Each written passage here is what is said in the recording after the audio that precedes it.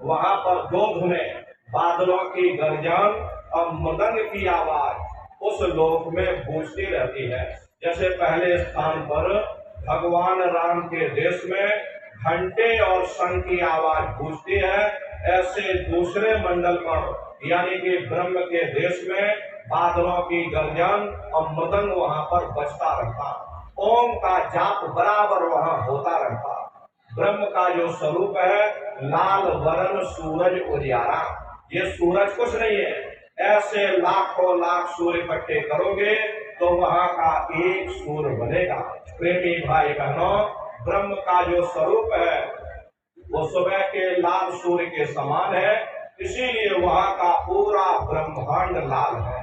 जहां तक आपकी निगाह जाएगी ब्रह्म देश में चारों तरफ आपको लाल ही लाल नजर आएगा।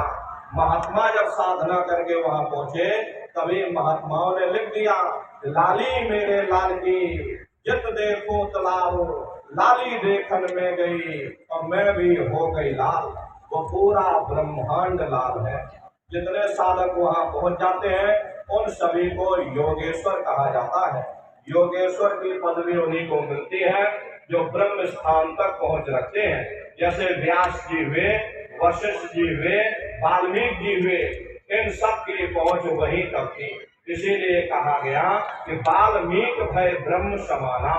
जब इनकी जीवात्मा वहां पहुंची और जब इन्होंने ब्रह्म का दर्शन किया, इनका स्वरूप भी ब्रह्म के समान यानी कि ब्रह्म स्वरूप हो गया। तो जितने साधक वहां पहुंच जाते उन सभी को योगेश्वर कहा जाता है।